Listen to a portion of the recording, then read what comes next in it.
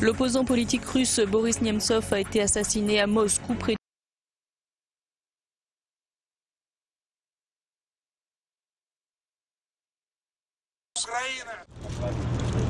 Dès qu'ils ont appris sa mort, ils sont venus lui rendre hommage à l'endroit même où il a été tué. Samedi matin, une centaine de personnes se sont réunies sur ce pont.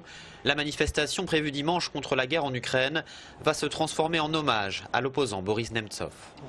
Je pleure vraiment Boris. Le fait est que je le connaissais personnellement, j'ai même été son assistant bénévole. Maintenant, malheureusement, c'est du passé. Pour moi, c'est une grande tragédie.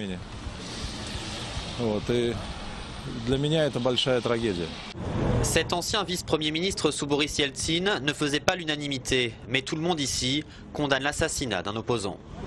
Il m'avait l'air honnête, ouvert.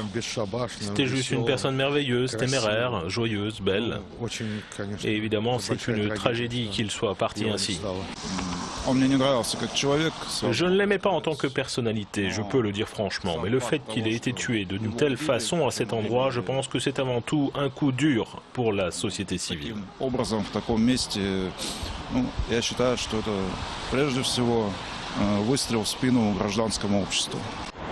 La police suit plusieurs pistes, dont celle d'une attaque de radicaux islamistes en raison des origines juives de Boris Nemtsov.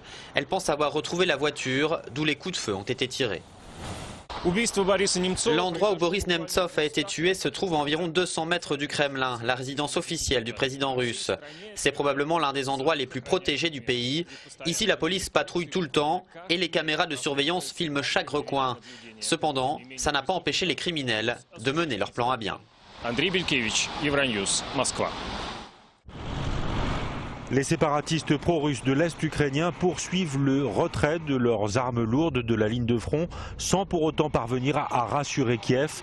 Les Ukrainiens ne croient pas au retrait, parlent d'un redéploiement des forces ennemies et font état de 3 soldats tués ce vendredi. Les observateurs de l'Organisation pour la sécurité et la coopération en Europe surveillent les mouvements de retrait des séparatistes comme des Ukrainiens, mais continuent de mettre en garde contre le risque d'une nouvelle escalade militaire. C'est ce qu'ont expliqué au Conseil de sécurité des Nations Unies les représentants de l'OSCE, tout en faisant état de quelques progrès vers la paix. Les opérations de combat ont nettement diminué sur toute la zone de conflit, même si des accrochages ont eu lieu autour de l'aéroport de Donetsk et non loin de Mariupol, dit le représentant spécial de l'OSCE pour l'Ukraine. Nous avons aussi des indications selon lesquelles les deux parties commencent à mettre en œuvre les accords de Minsk. Les séparatistes pro-russes ont repris du terrain aux forces ukrainiennes après le cessez-le-feu signé à Minsk le 15 février et l'inquiétude se porte aujourd'hui sur Mariupol, au sud-est de l'Ukraine. Les Occidentaux soupçonnent Moscou d'instrumentaliser les séparatistes pour ouvrir une voie terrestre vers la Crimée, la péninsule ukrainienne annexée par la Russie en mars dernier. Le leader du parti britannique anti-européen veut pour son pays un système d'immigration à point pour filtrer les immigrés les moins compétents et les moins fortunés. C'est ce qu'a expliqué Nigel Farage à la tribune du congrès du UKIP, le parti favorable à l'indépendance de la Grande-Bretagne.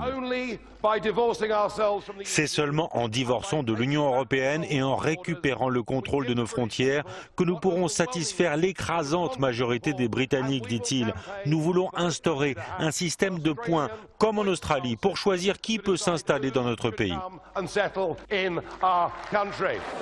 Le parti de Nigel Farage est devenu incontournable dans le paysage politique britannique depuis sa victoire aux dernières élections européennes. Le UKIP enregistre depuis des sondages à la baisse, mais reste crédité de 15% d'intention de vote et son leader semble assuré d'être élu aux législatives de mai prochain. Les États-Unis pourraient rouvrir leur ambassade à Cuba en avril prochain. Les négociateurs se sont rencontrés ce vendredi à Washington. La diplomate cubaine Josefina Vidal souhaite que les États-Unis retirent Cuba de la liste des pays soutenant le terrorisme, mais se félicite du dialogue en cours. Je peux dire que les entretiens d'aujourd'hui étaient bons, dit-elle. Nous avons réalisé des progrès dans nos discussions. Côté américain, la diplomate Roberta Jacobson pense que les obstacles à la réouverture des ambassades seront bientôt levés. Il ne serait pas convenable pour moi d'entrer dans les détails des progrès réalisés ou non, dit-elle, mais honnêtement, nous ne sommes pas loin de résoudre certains problèmes. Pour ce politologue, la décision de normaliser les relations avec la Havane pourrait bien devenir le symbole de la présidence Obama. Le président Obama cherche à se construire un héritage. Il cherche quelque chose qui marquera son mandat, tout comme on se souvient de l'initiative de Kennedy avec le voyage sur la Lune ou de Johnson pour les droits civiques. 54 ans après la rupture des relations diplomatiques entre les deux pays, Cuba pourrait bien elle aussi rouvrir son ambassade à Washington, comme l'explique notre correspondant aux États-Unis. Aujourd'hui, les intérêts cubains aux États-Unis sont représentés par l'ambassade de Suisse, juste derrière moi. Mais d'ici quelques mois ou quelques semaines, cet héritage de la guerre froide pourrait bien disparaître. Stefan Groby, Euronews, Washington. La tuta en prison, tout un symbole. Les autorités mexicaines ont arrêté Servando Gomez, l'homme considéré comme le dernier dirigeant en liberté du cartel des Chevaliers Templiers. Ce groupe criminel est pourchassé pour ses trafics de drogue vers les États-Unis et ses actes de violence. Gomez, 49 ans, était le criminel le plus recherché du Mexique. Il a fallu un travail de renseignement de plusieurs mois pour aboutir à sa capture. Servando Gomez Martinez faisait l'objet de 8 mandats d'arrêt et il est lié à des crimes fédéraux. Kidnapping, extorsion, homicide, trafic d'armes et de drogue, principalement de la crystal meth. Extorsión, homicidio, tráfico de armas y de droga, principalmente la conocida como cristal. Ancien instituteur de gauche, La Tuta a été arrêté à Morelia, capitale de l'État du Michoacán, dans l'ouest du Mexique, où régnait le cartel protégé par la police locale, jusqu'à la création de milices d'autodéfense armée et l'offensive du gouvernement, lancée finalement l'an dernier. Une semaine après le massacre d'un enfant de 13 ans à Kawasaki, la police japonaise a arrêté les auteurs présumés du crime. Il s'agit de 3 jeunes lycéens, le plus âgé ayant 18 ans. Ce fait divers sordide met en émoi le Japon. Le corps battu et lacéré du jeune Ryota Uemura a été découvert le 20 janvier près d'une rivière de Kawasaki, une ville résidentielle limitrophe de Tokyo. Le jeune garçon avait la gorge en partie tranchée. La police a pu retrouver ses assassins présumés grâce aux réseaux sociaux et à une vidéo de caméra de surveillance. Ryota Uemura était déscolarisé depuis janvier. Ses parents n'ont jamais été joignables par le collège. Il fréquentait un groupe de lycéens qu'il avait passé à tabac le mois dernier. Et plus récemment, il avait écrit sur un réseau social « Si ça se trouve, je vais me faire tuer ». Selon des sources anonymes proches de la police et des allégations circulant sur Internet, des médias japonais avancent que les assassins se sont inspirés des exécutions du groupe État islamique.